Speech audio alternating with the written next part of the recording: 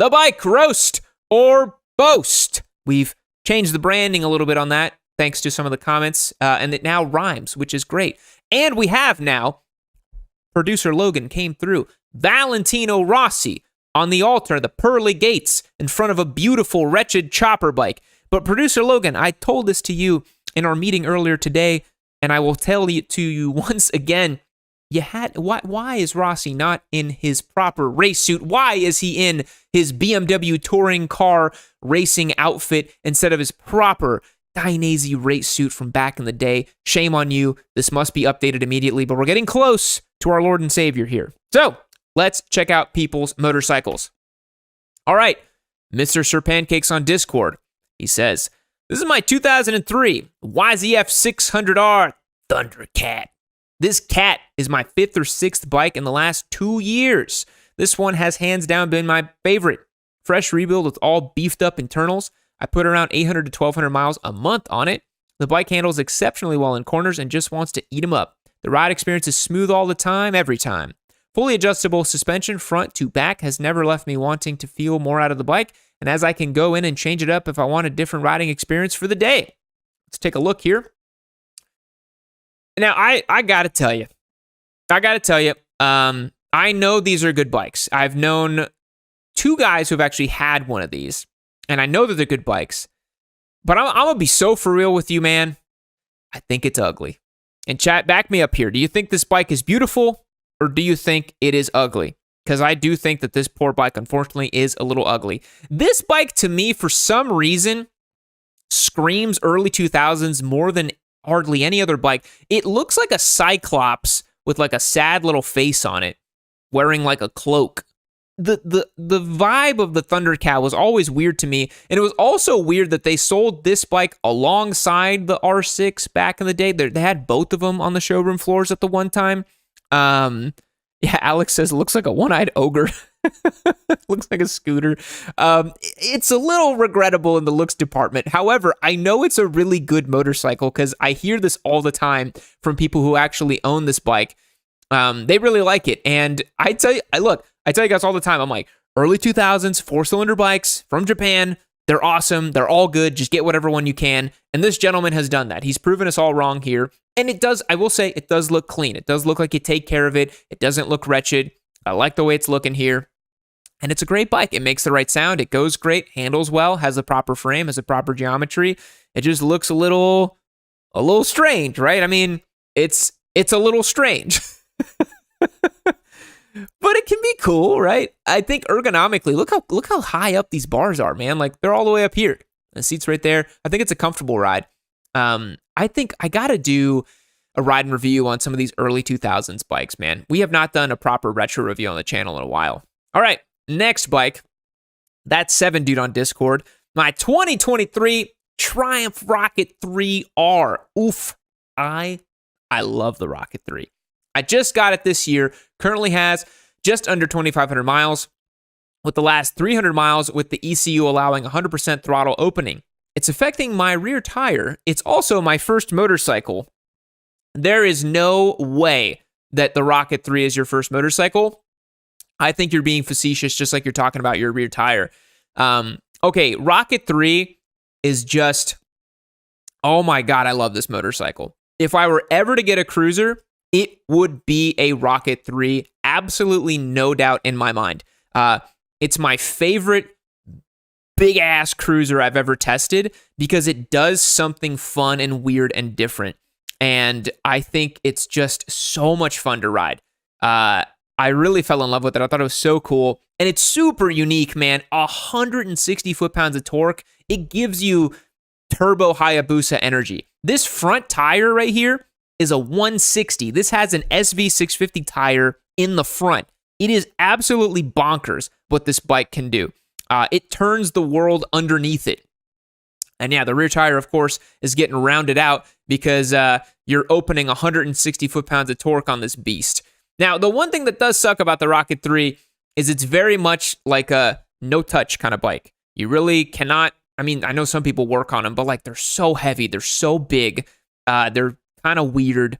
I wouldn't ever really work on one if I didn't have to, but I mean, a 2500cc engine, a 2.5 liter engine. That's bigger than the engine that was in several cars that I've owned. It's insane. It's insane. If you've never ridden a Rocket 3, I highly, highly recommend it. Go out to a Triumph demo day, try one out. They are so wicked. And I would not mind if I had one in the garage. I'll tell you that right now. King Battle Duck on Discord. He said, "This is my first cruiser, and I think I've switched sides. It's a Honda Shadow Spirit 750 that I got for $3,000. It's not perfect, but I love it." Oh, it's a bike. The Shadow is such a funny bike because, like, you see them all the time, but I've never met someone who owns one.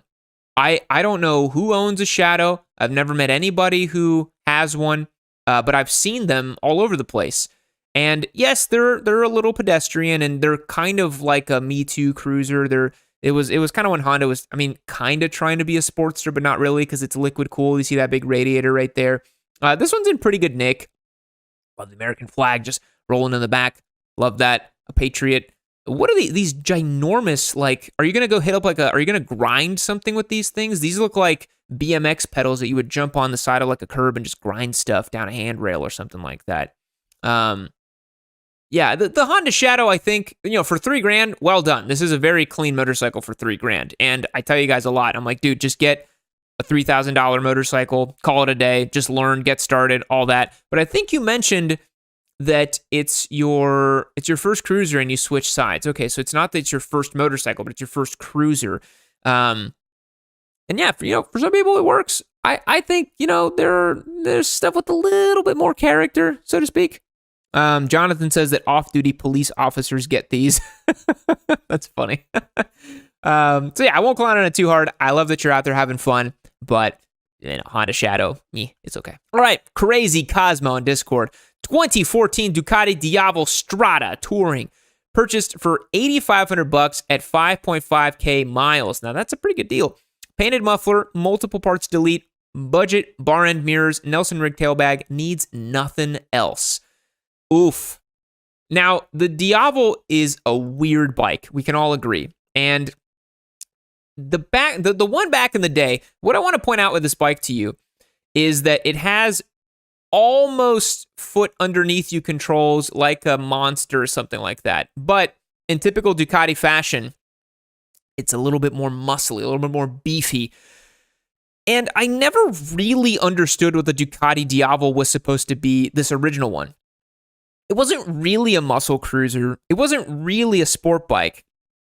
It wasn't really a thoroughbred cruiser. It was always its own thing. And the proportions were always a bit strange to me. But I'll tell you what, that big V-twin from back in the day, the Diavel, was pretty damn fast. It was pretty damn fast. And in this kind of like touring configuration, it's interesting. I think is this a comfort seat or is this a stock seat? Single-sided swing arm looks beautiful. This looks wonderful right here, right? Like you get a pipe on this thing, single-sided swing arm. This is classic, just like sexy Ducati from the side. Like that looks really, really nice. And for a 2014, it's aged really well. It looks great for a 2014. It doesn't really look that old. The new Ducati Diavel V4 is obviously much spicier, but I think you can still have a lot of fun with one of these old Diavels for sure. CB on chat says, looks like Buell's big brother. Malia says the windshield needs to go. No, keep the windshield, man. This is like a long distance, all day rider. Like, I think these are great. If you're going to do 300 miles or something in a day, you need a windshield. It's going to work a little bit better for you. You see, I don't know if it's just the camera angle, but I've always felt the proportions of the Diavel were just a bit strange. It never looked quite right. There's a lot in the middle, right? Like, I always felt like this area here, there's just too much. There's just too much bike there. It always felt like it's just like 30% bigger than it needs to be right there. So yeah, I don't know. The Diavel is a bit strange. This color's cool though. It's kind of tinted gray sort of thing. All right, Gearhead Brady. Dear Yammie Noob, I'm sorry for I have betrayed you. I sold the R3 and bought a 2006 GSX-R 600 full gas with a sad face. I don't think that's a betrayal. And that's a clean-looking Gixxer, honestly. That's a good-looking Gixxer. Stock exhaust. You did great. It's not a molested Gixxer, and it's red. It looks cool. Honestly, you guys are going to think I'm nuts. I was talking to producer Logan about this earlier today. So I'm actually moving back up to the Dallas-Fort Worth area in a couple of weeks. I'm moving out of here from Austin, unfortunately. Going to miss Hill Country out here, but it's all for good reasons. Nothing bad's happening, nothing like that. Just moving closer to family. And one of the coolest things about DFW is that it has a bunch of racetracks. There's Eagles Canyon Raceway, Crescent, and the new G2 Motorsports Complex. I don't know if they're doing that many motorcycle track days, but it's yet another racetrack out there. So I will very much be leaning back into the track day fast boy lifestyle here in a little bit because I will have the ability to, because I'll be so close to these racetracks. And coming back to the original point of this, I am looking at stuff like this. I am actively trying to find a track spec GSX-600, GSX-R 600R, a ZX6, an R6, not the Honda. I don't like the Honda. So one of those three. And I know I'll find one because they're a dime a dozen. And then I'm just going to beat the ever-loving crap out of it and just love my life. I will be a track day Gixxer bro all day, every day.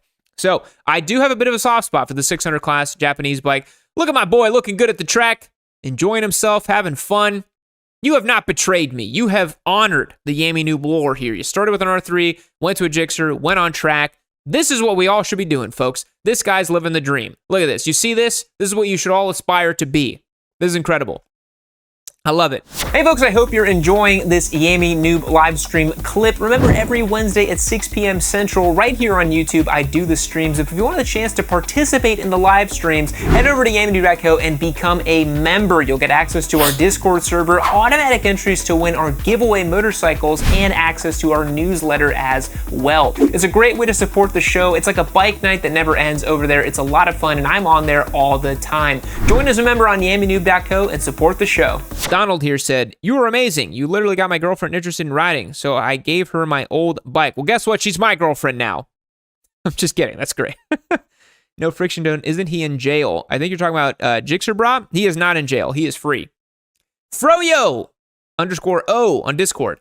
My 2008 CBR 600RR. I just said I wouldn't buy one of those. Bought it as a black and green monstrosity that needed a good amount of work. Have since swapped all the plastics, done buttloads of maintenance, upgraded brakes, components, and just a lot of QOL items. That's quality of life, if you want to know the acronym on that, folks. Have about 45K miles on the clock, and it's just going to keep going up. Getting a Triumph bobber soon, so the CBR is probably going to become a track bike at that point. Very interesting swap to go from CBR to bobber. Great looking bike, though. Can we get some claps in the chat? This is a good looking motorcycle. Donald says, keep her. She's high maintenance. Cool. I'll let my wife know that we now have a girlfriend. We added her to the stable. I'll just keep collecting girlfriends and motorcycles, and my life will be good. She's probably watching the stream and probably... I'm going to have a nice time at dinner tonight. Okay, so CBR 600RR, my favorite thing on this bike is the fact that it has the undertail exhaust.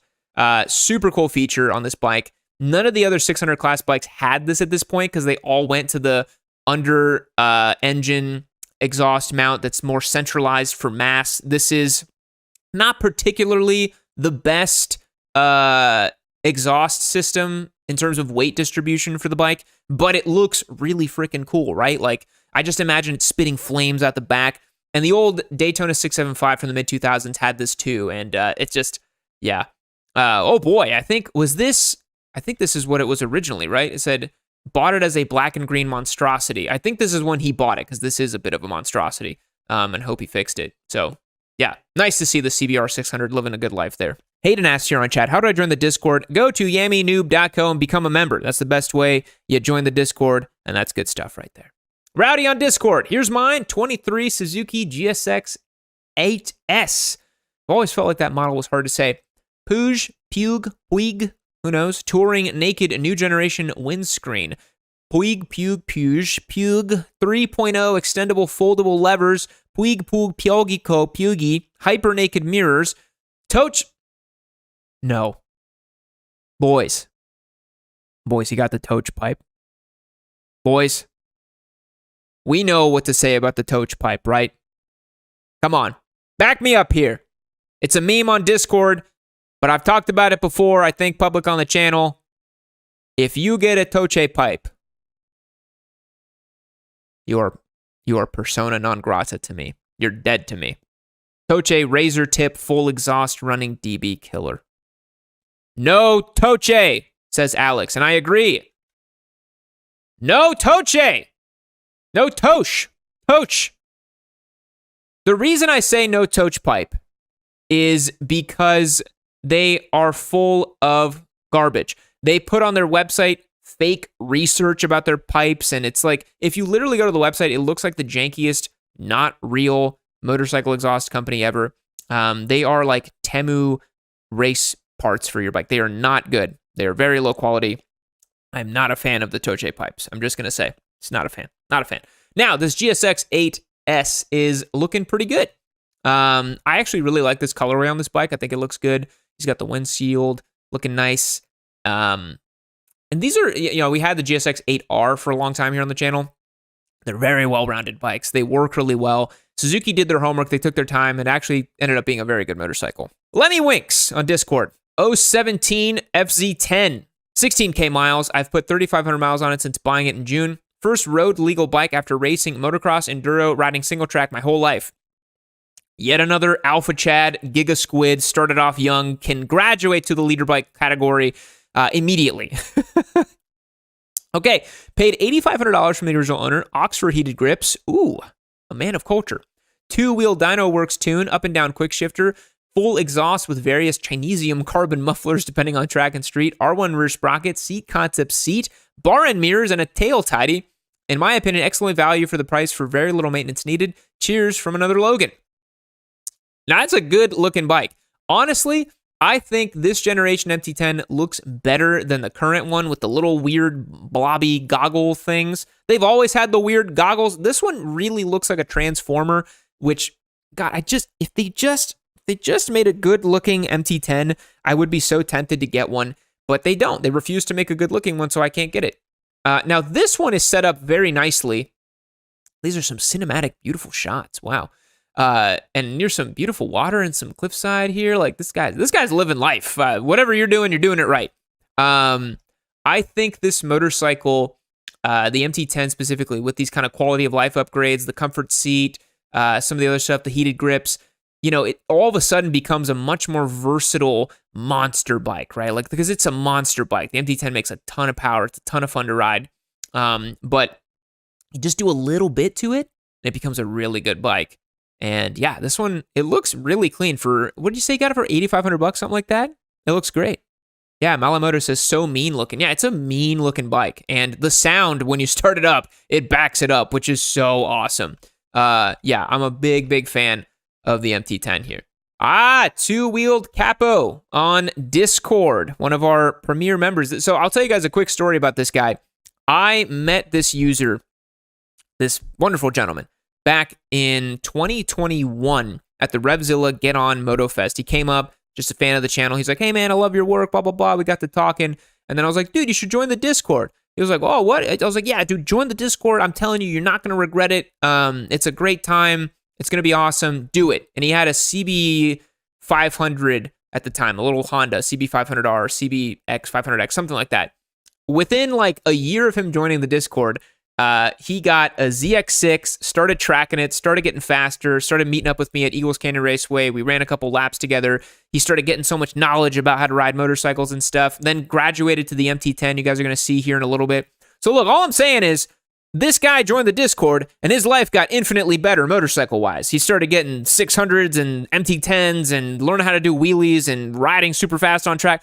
I'm not saying, look, all I'm saying is like you join the Discord server and all of a sudden you become a better motorcycle person. That's all I'm going to say. So 2023 MT-10, two-wheel Dyno Works flash, Leo Vinci mid-pipe, TST lighting, Pyramid Plastics bodywork, comfort seat, ASV lever, CRG mirrors, NRC tail tidy, T-Rex Racing engine covers, +1 rear sprocket, better tire mod, etc. 12,000 flawless miles in 1.5 years. Love the bike and would recommend. And so this is the one that I was telling you guys about that has kind of like the goggle eyes. This thing to me has always looked like a kid coming up for air out of the swimming pool. It's like they somehow made it worse. And I'm like, why the hell can you not? The new MT-09 SP looks awesome, right? You guys have seen the 24 with the slanty lights and stuff. Yamaha, literally just do that. Literally just make that into the MT-10 and you'll sell twice as many of them to people like me who refuse to buy it because it's so freaking ugly. I had to get on my horse there for a second, guys. I'm sorry. So, similar to the other MT-10 we just saw, all blacked out, quality of life mods, comfort seat. These bikes are awesome, man. I should really do one as a giveaway bike, honestly. It's been a while since we've done an R1 platform, engine, and frame on this channel. And, look at him pop. Like, what did I tell you guys? Popping wheelies, enjoying life, riding an MT-10. His life just got better. Jonathan here says, will the Discord get me riding an H2 tomorrow? Who knows? Maybe. Who knows? I don't know. All I'm saying is you join the Discord and amazing things happen in your life. That's all I've seen in my life, you know? Yeah, MT-10, great bike. I'm now very tempted to get one for the channel next year. Unless, knowing my luck, they'll make a new version of it as soon as I buy the 2025, and then everyone's like, where's the new version of it? So honestly, I'm just going to hold off on that. And if they make the R9, I'm going to just buy that. Because then I know that bike is going to get a lot of attention. You guys want to see the R9. Look at this. I told you guys. Next is the X6. Told him. He wadded it up at Barber, rebuilt the bike. He became a true motorcyclist. I'm just telling you, man. I'm just telling you. Join the Discord. Great things happen. Maximum Warp. The 2020 V-Strom 1050 XT. Was looking for a dad bike, and by God, did I find one. Bought it a year ago. It was traded into a dealer and only had 1,200 miles on it. Oh my God. What? I've added OEM Suzuki grip warmers, a Puig windscreen, and some Denali LED fogs that double as an extra turn signals, and a tank bag, I guess. Only other thing I want to do is add an Oshii exhaust because my only complaint is it's so smooth and planted and quiet. It doesn't have a ton of character. It does have cruise control, though. The 1050 XT, really cool bike. Really, really cool. Kind of slept on. Look how good it looks, man. Yeah, kind of slept on. Proper dad bike. Put a pipe on this thing. Sounds awesome with the V-twin. It's basically, in my opinion, like a Japanese reliable budget version of a KTM Super Adventure, right? Because you're getting the V-twin, you're getting the dad bike flavor, you're getting something fun, and it's pretty sweet, right?